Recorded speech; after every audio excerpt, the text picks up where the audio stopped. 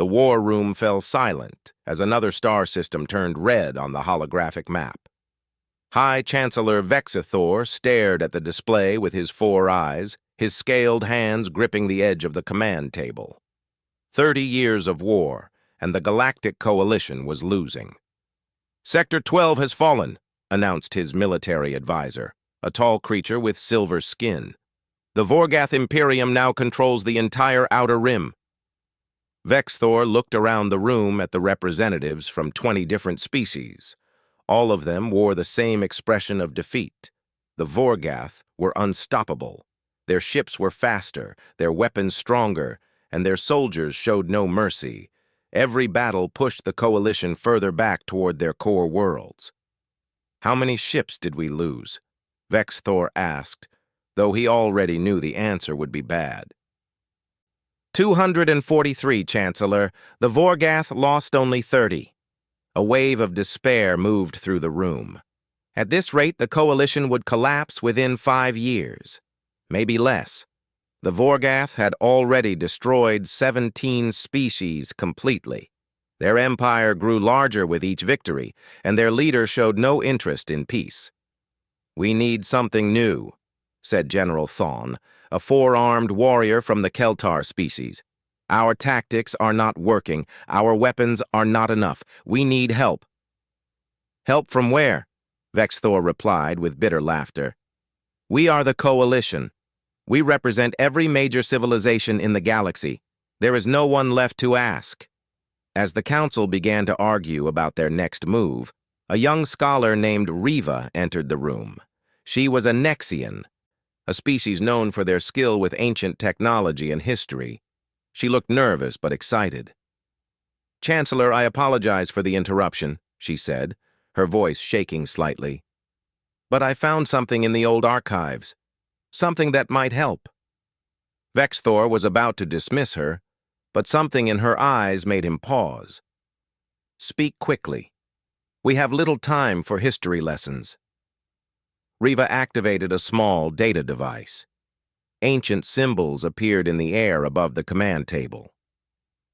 3 days ago, our team discovered a hidden databank beneath the ruins on Kelsor Prime. The files are over 10,000 years old. Most of it was damaged, but we recovered one interesting section. The symbols shifted and formed words in the old galactic language. Vexthor could barely read it. The text spoke of warriors, of battles, of a species called the Precursors. "What is this?" asked General Thawne. "A legend," Riva explained. "According to these files, there was once a species that fought alongside our ancestors. They called themselves humans. The records describe them as the greatest warriors the galaxy had ever seen." Several council members laughed. "Fairy tales," one of them said. "We are desperate, but not desperate enough to believe in myths." But Riva continued, her confidence growing. "The records are very specific. These humans came from a world called Earth. The databank describes their tactics, their weapons, their culture. According to this, they never lost a major war." "Then where are they now?" Vexthor challenged. "If they were so powerful, why have we never heard of them?" "The files end abruptly," Riva admitted. "The last entry mentioned something called the Great Silence. The humans stopped communicating with the rest of the galaxy and disappeared. Most historians believe they went extinct about 10,000 years ago." "So they are dead," General Thawne said flatly. "This does not help us." But Riva shook her head. "Maybe not. The final entry mentions a place, a sector of space where the humans said they would go. It was marked as forbidden territory, a quarantine zone because of some kind of plague." She highlighted a region on the star map. It was far from Coalition space, in a distant corner of the galaxy that no one had explored in thousands of years. The area was marked with old warning symbols. "No one goes there," said the military advisor. "Those warnings have existed since before our civilizations built their first starships." "Exactly," Riva said. "What if the humans are not extinct? What if they just isolated themselves? The room erupted in argument. Half the council thought it was nonsense. The other half was too desperate to completely dismiss the idea. Vexthor raised one hand for silence. Even if this is true, he said slowly, even if humans still exist, we have no proof they would help us. They have been silent for 10,000 years. Why would they care about our war? Because the ancient treaties still exist in the databank, Riva replied. Our ancestors made agreements with the humans, mutual defense pacts, promises of aid in times of crisis. 10,000-year-old promises from species that no longer exist, General Thawne muttered. Vexthor studied the star map. The quarantine zone was 3 weeks away by their fastest ships. It would mean sending resources away from the front lines. If the humans were not there, or if they refused to help, the coalition could lose more systems while their ships searched empty space.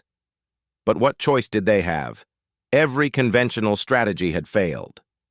Riva, Vexthor said finally, do you truly believe humans still exist? The young scholar met his gaze. Chancellor, the records describe humans as survivors. They came from a dangerous world and became the galaxy's finest warriors because they never gave up. If even a fraction of these stories is true, then yes, I believe they survived. Vexthor was quiet for a long moment. Then he turned to his military advisor. Prepare a small scout fleet, 3 ships. Send them to the quarantine zone. Chancellor, we need every ship at the front lines, the advisor protested. We need hope more than we need 3 ships, Vexthor replied. If there is even the smallest chance that these legendary warriors exist, we must try to find them. As the council dispersed to carry out his orders, Vexthor remained at the command table. He stared at the quarantine zone on the map. Somewhere in that forbidden region, the ancient files claimed, was a species called humanity. He did not know if he believed in legends, but he knew that his civilization was dying. The Vorgath would not stop until every coalition world was conquered. If old stories and forgotten myths were all he had left, then he would use them. Humans, he whispered to the empty room, if you are out there, we need you. The galaxy needs you. The holographic map continued to glow in the darkness, red sectors spreading like a disease. And far away, beyond the old warnings and ancient barriers, in a region of space that had been silent for 10,000 years, something waited. The scouts would reach the quarantine zone in 21 days. Vexthor did not know what they would find. He could only hope that the old lore spoke truth, and that humanity was more than just a story told by desperate people in desperate times. The war room doors closed behind him as he left. The star map remained, showing a galaxy at war, and one small section marked with ancient warnings that said, "Stay away." Captain Suman sat in the command chair of her scout ship, the Wanderer, reading through the daily reports. It was boring work, but someone had to patrol the barrier. For the past 300 years, humanity had maintained the quarantine zone, making sure nothing went in or out. The Great Plague was long gone, but the barriers remained out of caution. "Captain, I'm picking up something strange," said her communications officer, a young man named Kiha. Suman looked up from her data pad. "Define strange." "It's a signal. Very old transmission format, not human." Kiha adjusted his instruments, his face showing confusion. "Captain, this is really old, like ancient old. The signal format matches our historical databases from before the isolation." Suman felt her heart beat faster. Before the isolation meant before the plague, before humanity had sealed itself away from the galaxy. "Can you decode it?" Kiha worked quickly, his fingers moving across the holographic controls. "It's a distress beacon. Automated. The message keeps repeating." He paused, his eyes widening. "Captain, it's a coalition signal." "That's impossible," Suman said, standing up. The coalition fell apart 10,000 years ago. The signal is recent, Captain. Less than a month old. Someone out there is using coalition protocols and asking for help. Sumin moved to the communications station and looked at the data herself. Kiha was right. The signal was definitely new, and it matched the old coalition formats perfectly. Someone was calling for help, and they were using a language that no one had spoken in 10,000 years. "Take us closer to the barrier," she ordered. "But do not cross it. I need to report this immediately." She opened a secure channel to Earth Command. Admiral Taman answered within seconds. He was an older man with gray hair and sharp eyes. He had served in the fleet for 40 years and had never seen action because there was nothing to fight out here in isolation. "Captain Sumin, what is it?" he asked. "Sir, we detected a distress signal at the barrier. It's using coalition protocols. Someone out there is calling for help." There was a long pause. Taman's expression changed from curiosity to shock. "You're certain it's coalition?" "Yes, sir. The signal format is ancient, but the transmission is new. Someone is still using those old systems." Taman was quiet for a moment, thinking. "Hold your position. Do not respond to the signal. I'm calling an emergency council meeting. This is bigger than Fleet Command." The channel closed, and Sumin sat back in her chair. Kiha looked at her with questions in his eyes. "What do you think it means, Captain?" he asked. "It means the galaxy didn't die when we left it," Sumin replied. "It means someone out there still remembers us." 3 days later, the human high command gathered on Earth. The council chamber was filled with leaders from every human nation, military commanders, scientists, and historians. Dr. Hana, a xenobiologist who specialized in alien cultures, stood at the center presenting her findings. "The signal is genuine," she explained, showing holographic images to the assembly. "We sent drones through the barrier to investigate. The coalition still exists, but it is under attack. A species called the Vorgath Imperium has been conquering their territory for 30 years. "And this concerns us how?" asked one of the council members. "We left the galactic community 10,000 years ago.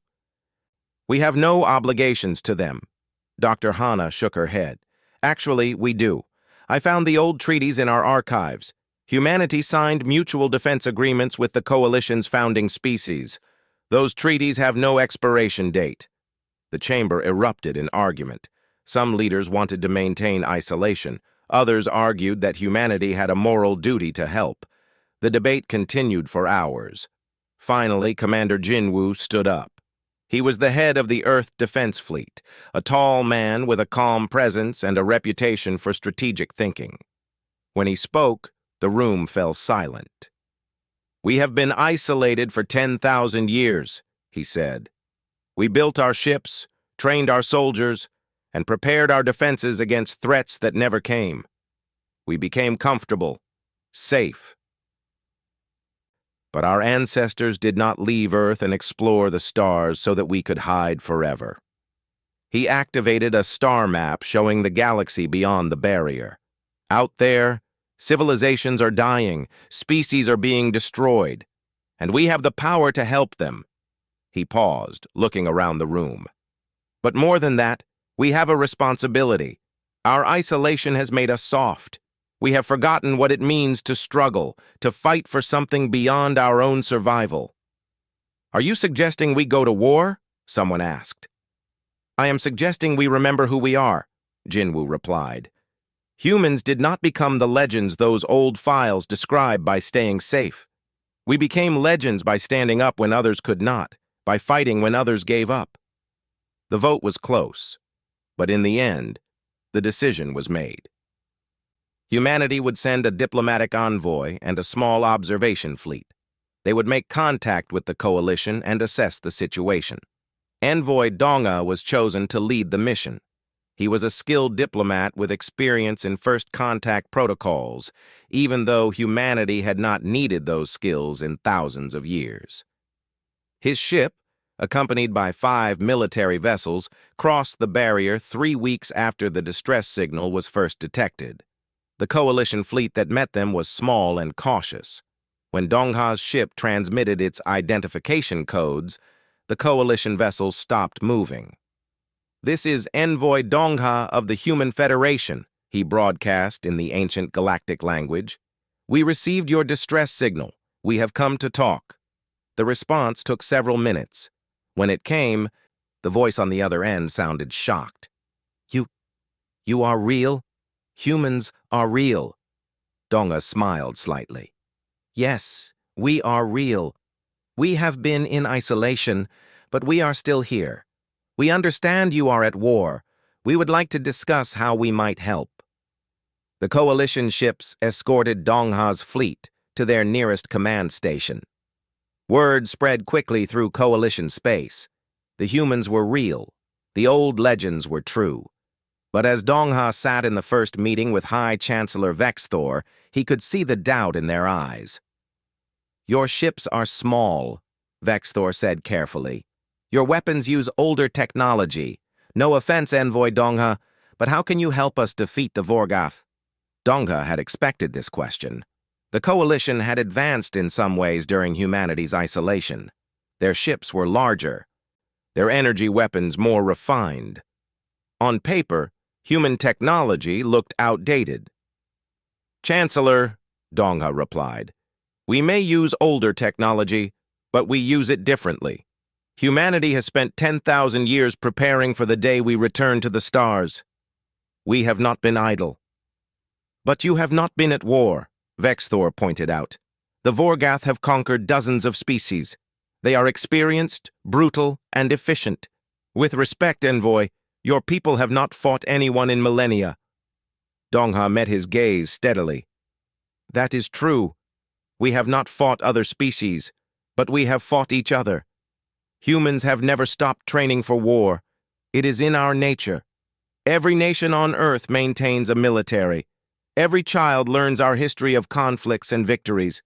We may have been isolated, but we never forgot how to fight."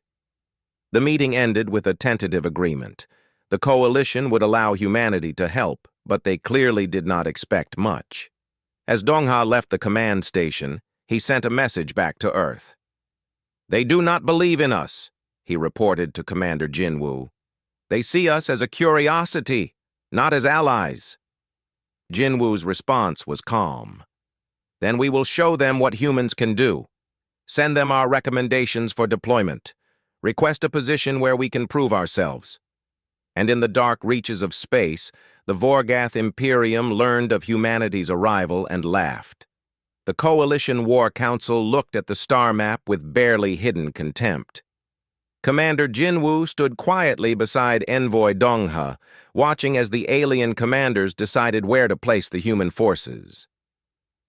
"Sector 7, announced General Thawne, pointing at a distant region on the map. "It is a quiet area, no strategic value. The Vorgath have never attacked there because there is nothing worth taking." Vexthor nodded in agreement. "The humans can guard this sector. It will keep them safe while we fight the real battles." Dongha started to protest, but Jinwoo placed a hand on his shoulder. "We accept," Jinwoo said calmly. "Sector 7 will be our responsibility." After the meeting ended, Dongha turned to Jinwoo with frustration in his eyes. "They are putting us in a corner where nothing happens. How can we prove ourselves if we never fight?" Jinwoo smiled slightly.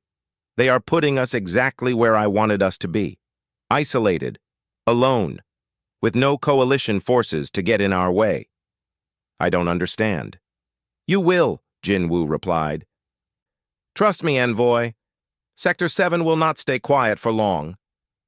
The human fleet moved to their assigned position.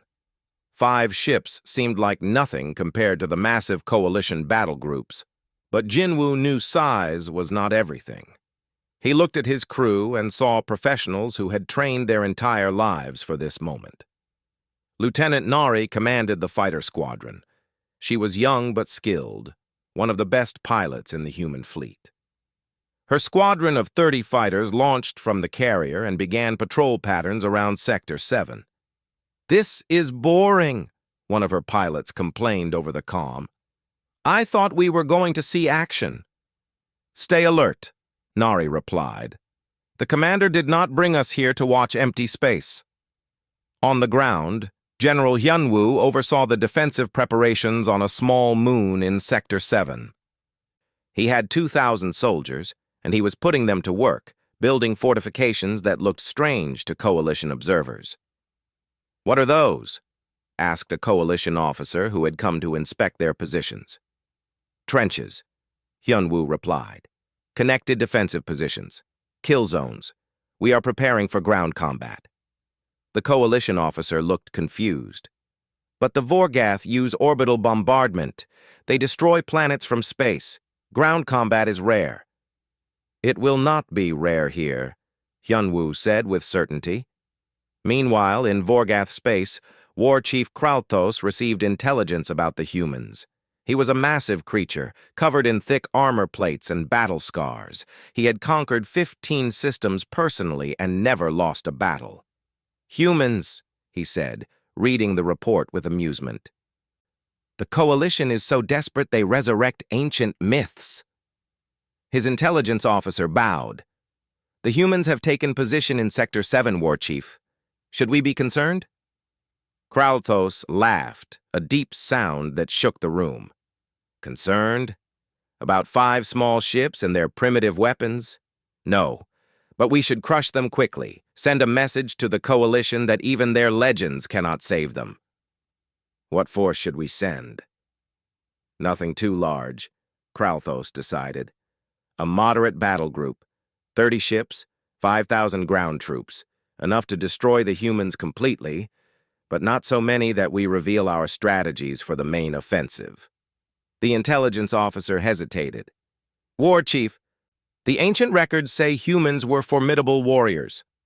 "The ancient records are 10,000 years old," Kralthos replied dismissively.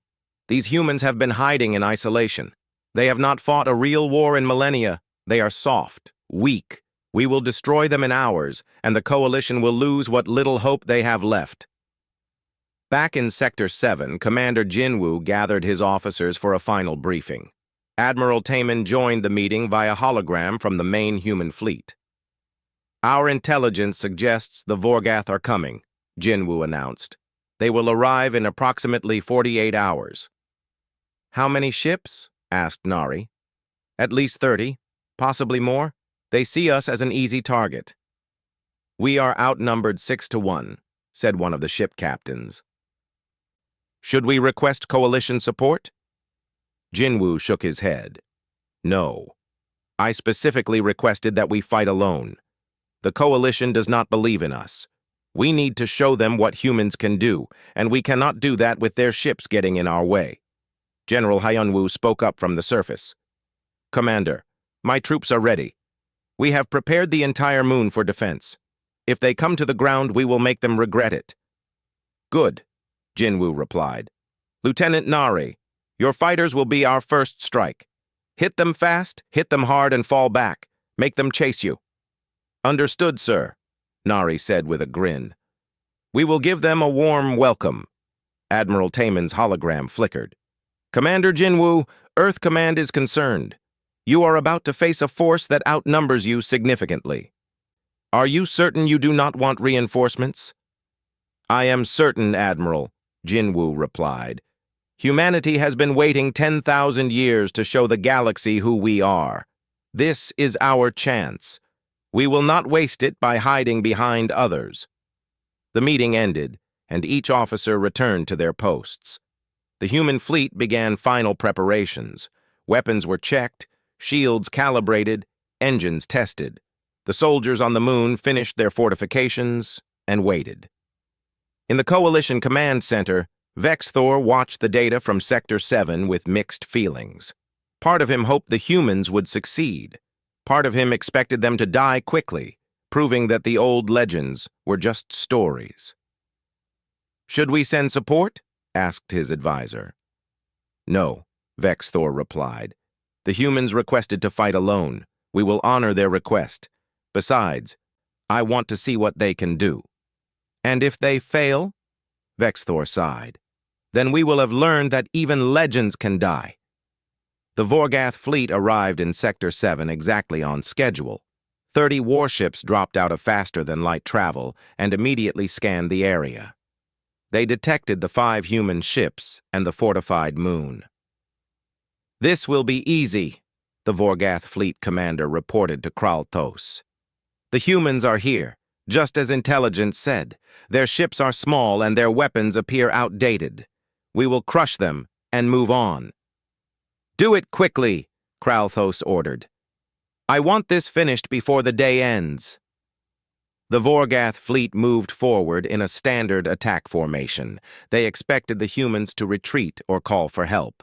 They expected fear. What they got was Lieutenant Nari's voice on an open channel, speaking in perfect Vorgath language. "Welcome to Sector 7, she said. "You made a mistake coming here." The Vorgath commander was so surprised by her confidence that he actually laughed. "Little human, you are outnumbered and outgunned. Surrender now, and we will make your deaths quick." "Surrender?" Nari replied. "We don't know that word." Her 30 fighters suddenly appeared on the Vorgath sensors, accelerating at speeds that should have been impossible for their size. They were not retreating, they were attacking. "All ships, engage," the Vorgath commander ordered, no longer amused. "Destroy those fighters." The battle for Sector 7 had begun, and the galaxy was about to learn that humanity had not spent 10,000 years in isolation doing nothing. They had been preparing, training, waiting for this exact moment. Commander Jinwu watched from his flagship as the fighters engaged the enemy fleet. He saw the chaos, the unpredictable movements, the aggressive tactics that no civilized species used in space combat. He saw humanity doing what humans did best. "All ships," he ordered calmly. "Execute attack pattern Delta. Show them what we learned in 10,000 years of warfare." The human ships moved forward, and the Vorgath learned their first lesson about legends. Sometimes they are real. Lieutenant Nari's fighter twisted through space in a pattern that made no sense to the Vorgath gunners. She dove low, spun right, then suddenly reversed thrust and fired a missile at point-blank range. The Vorgath ship tried to track her movements, but could not predict what she would do next. "They fight like insects," the Vorgath weapons officer reported. "Random movements, no formation discipline." But it was not random. Nari and her pilots were using atmospheric flight tactics in space, treating the void like an ocean of air. They broke every rule of proper space combat, and it worked. "Gold Squadron, hit their left flank," Nari ordered. "Silver Squadron, draw their fire to the right. Make them split their attention." The human fighters scattered in all directions. The Vorgath fleet tried to target them, but the fighters were too fast, too unpredictable. For every fighter they shot down, 3 more slipped through their defenses and struck at their engines and weapons. "This is madness," the Vorgath fleet commander growled. "They are sacrificing themselves." But then he saw it. While his ships were focused on the fighters, the 5 human warships had closed the distance. They were now inside his fleet's defensive perimeter. "All ships target the human warships," he ordered. "Forget the fighters." That was exactly what Commander Jinwu wanted. "Now," he said quietly. The human ships did something the Vorgath had never seen before. They did not fire their weapons from a safe distance. Instead, they accelerated directly toward the Vorgath vessels. "They are ramming us!" the Vorgath commander shouted in disbelief. "They have gone insane!" But at the last second, the human ships rolled and fired their weapons at close range, targeting weak points in the Vorgath armor. The shots were devastating because they were fired from mere meters away, where shields could not fully protect against direct hits. One Vorgath ship exploded, then another. The human vessels danced between the larger ships, using them as cover, firing and moving before the Vorgath could respond. "They used suicide tactics," the Vorgath weapons officer said with shock. No, the commander realized. They use our own ships against us. They are using us as shields. It was brilliant and terrifying. The Vorgath could not fire on the human ships without risking hitting their own vessels, and the humans showed no fear, moving closer when any sane species would retreat. On the fortified moon, General Hyunwoo watched as Vorgath landing craft descended toward the surface. He smiled grimly. They had taken the bait. "Let them land," he ordered. "Do not fire until they are committed." The Vorgath troops landed in a valley that seemed like good terrain for their heavy war machines. 5,000 soldiers poured out of their ships, confident and ready for easy victory. Then the ground exploded. Hyunwoo had placed mines throughout the valley. Not the advanced energy mines that the coalition used, but simple explosive charges buried in the dirt, old technology, primitive, and completely unexpected. The Vorgath forces scattered in confusion as explosions tore through their ranks. Before they could regroup, human soldiers opened fire from trenches that had been invisible moments before. "Where are they?" a Vorgath squad leader roared. "I cannot see them." The humans had dug into the ground, using camouflage and terrain to hide their positions. They fired from cover, then moved through underground tunnels to new positions before the Vorgath could target them. It was trench warfare, a style of combat that had not been seen in the galaxy for thousands of years. The Vorgath had trained for open battle, for honorable combat where armies faced each other directly. This was something else entirely. "They hide in the dirt like cowards," one Vorgath warrior shouted. "They hide in the dirt like predators," corrected his commander, who was beginning to understand. "We are not fighting soldiers, we are fighting hunters." The Vorgath tried to advance, but everywhere they moved, humans were waiting. Snipers picked off officers from impossible distances. Traps killed entire squads. The humans gave ground slowly, making the Vorgath pay for every meter. And the Vorgath learned something terrifying. When they wounded a human soldier, that soldier kept fighting. Species with higher pain sensitivity would fall unconscious from injuries that humans simply ignored. The Vorgath shot a human warrior 3 times, and the human still managed to throw a grenade before finally collapsing. "They do not stop," a Vorgath soldier reported with fear in his voice. "Even wounded, they do not stop." In space, the battle was turning against the Vorgath fleet. They had started with 30 ships, now they had 19, and the number kept dropping. The human fighters had lost half their squadron, but the survivors fought even harder, as if the death of their comrades made them stronger. Lieutenant Nari's fighter was damaged, leaking air and running on emergency power. She should have retreated. Instead, she targeted a Vorgath command ship. "Nari, your ship is dying," her wingman called out. "Pull back." "Not yet," she replied. She had 1 missile left. She flew straight at the command ship, ignoring the defensive fire that tore through her shields. At the last second, she fired the missile and pulled away hard. The missile struck the command ship's bridge. The explosion was massive. The Vorgath fleet commander died instantly. His second-in-command tried to take control, but the human ships pressed their attack, giving the Vorgath no time to reorganize. Commander Jinwoo watched his tactical display. The enemy was breaking. He opened a channel to all human forces. "All ships, final push. All ground forces, advance. Show them what happens when they underestimate humanity." The 5 human warships, battered and damaged but still fighting, formed a line and charged. The Vorgath fleet, now without clear leadership and demoralized by losses, made a fatal mistake. They tried to retreat. "They are running," Jinwoo's tactical officer reported. "Then we chase," Jinwoo replied. "No survivors. No witnesses except what we allow. The Vorgath need to learn respect, and dead enemies cannot spread fear. Only those who escape can tell the tale." The human ships pursued the retreating Vorgath vessels, destroying them one by one. Jinwoo let 2 ships escape.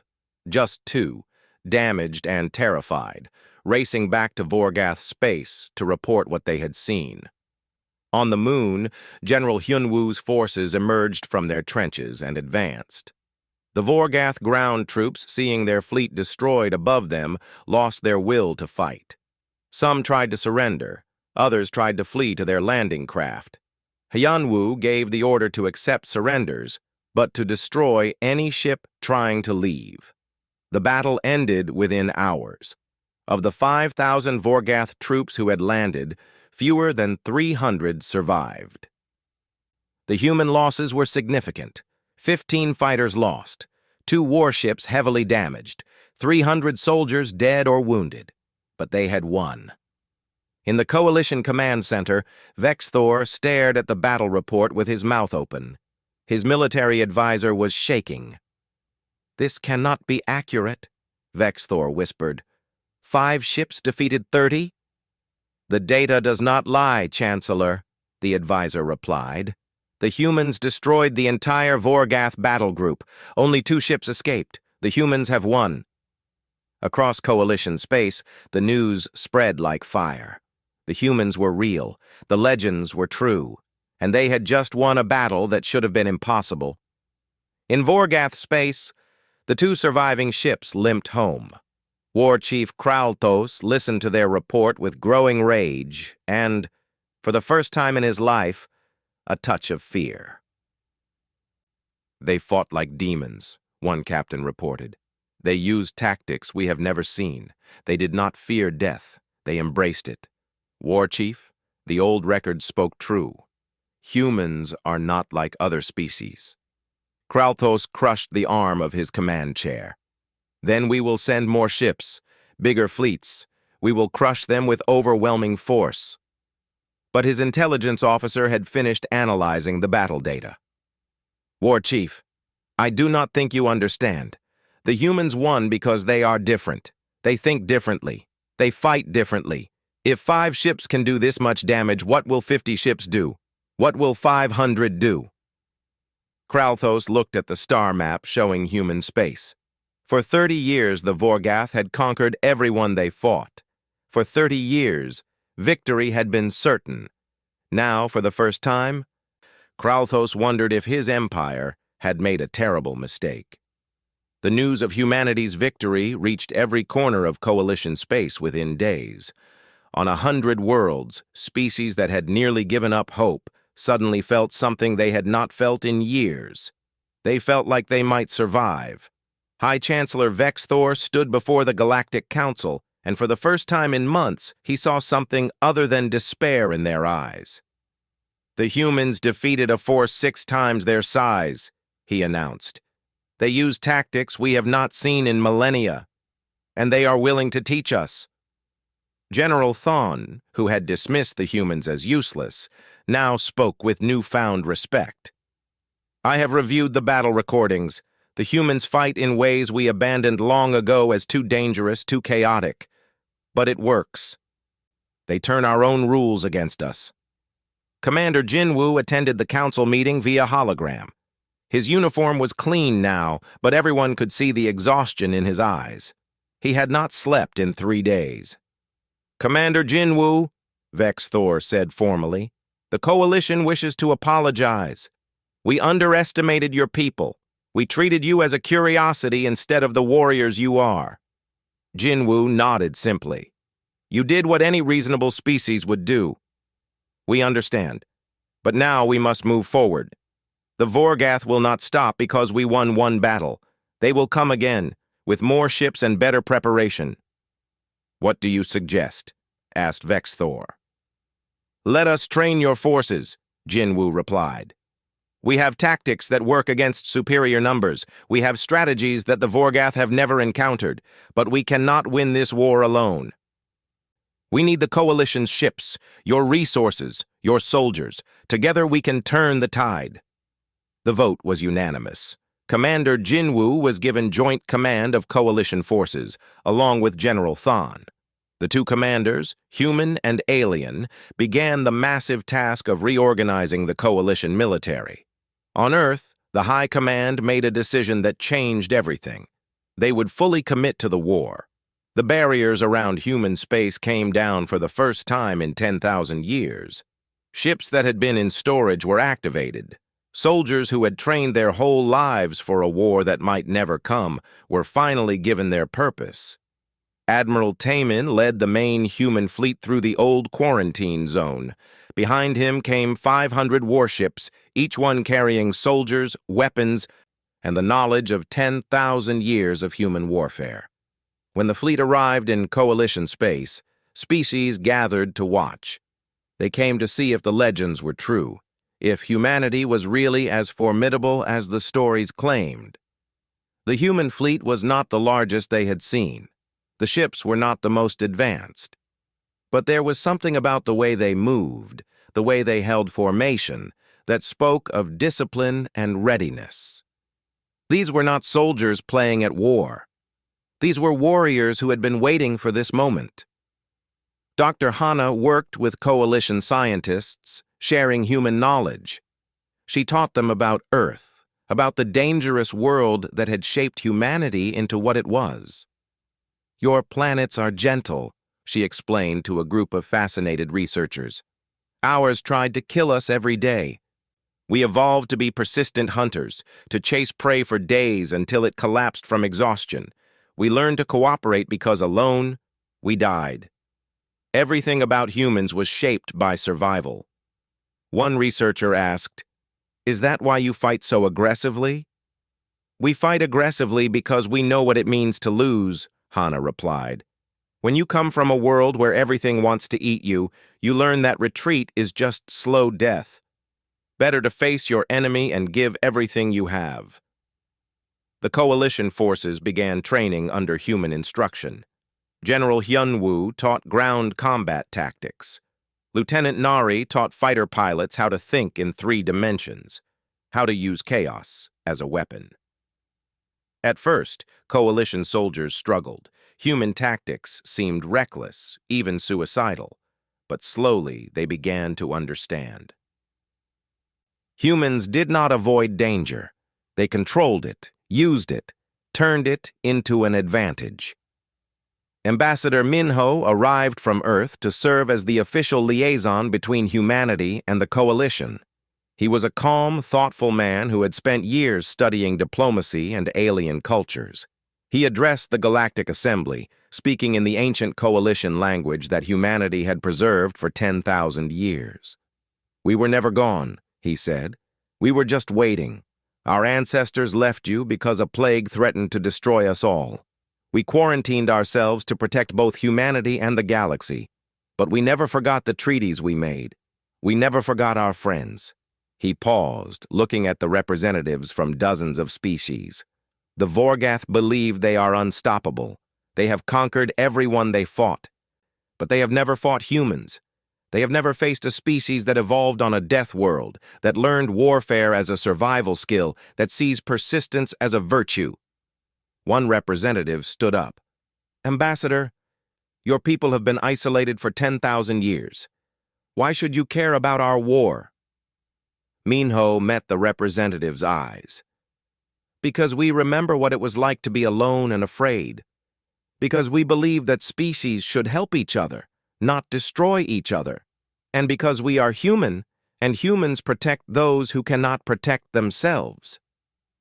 The Assembly voted to formally integrate human forces into the coalition military structure. For the first time since the war began, the coalition went on the offensive. The first joint operation targeted a Vorgath supply base. Commander Jinwoo and General Thon led the attack together, combining coalition firepower with human tactics. The base fell in 6 hours. The Vorgath defenders, expecting a traditional assault, were overwhelmed by the coordinated chaos of the new coalition strategy. War Chief Kraltos watched the reports coming in with growing concern. His forces were still stronger, still more numerous, but now they were losing battles they should have won. The coalition had found something they lacked before. They had found hope, and they had found humans. "What are your orders, War Chief?" his intelligence officer asked. Kralthos stared at the star map. The red zones showing Vorgath control had stopped growing. For the first time in 30 years, his empire was not expanding. "Prepare the full war fleet," he ordered. "We will crush the humans and their coalition allies with overwhelming force. We will show them that legends can still die." But even as he gave the order, Kralthos felt something unfamiliar. Doubt. Back in Coalition space, Commander Jinwoo stood on the bridge of his flagship, looking out at the combined fleet. Human ships flew alongside Coalition vessels, forming a force unlike anything the galaxy had seen in millennia. Envoy Donga joined him. "Do you think we can win?" he asked quietly. Jinwoo was silent for a moment. "The Vorgath have more ships, more resources, more territory. On paper, they should defeat us. But they have never faced determined resistance before," Jinwoo replied. "They have never fought an enemy that refuses to quit.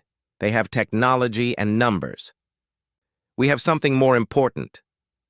"What is that?" Jinwoo smiled. "We have humanity, and we have allies who are learning what it means to fight like humans. The Vorgath think this is a war of conquest. But we know the truth. This is a war of survival, and humans are very, very good at surviving." Across the galaxy, the word spread. Humanity had returned. The old warriors, the legendary fighters, the species that had vanished into myth, had come back. And they brought with them the one thing the Coalition had lost. They brought the will to fight.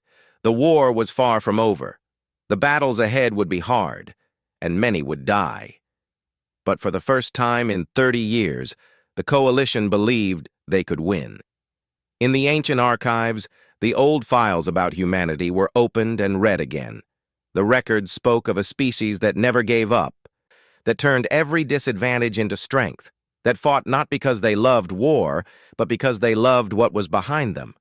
The galaxy had viewed humanity as nothing but old lore, stories to tell children, myths from a forgotten age. But now they knew the truth. Humanity was not a myth.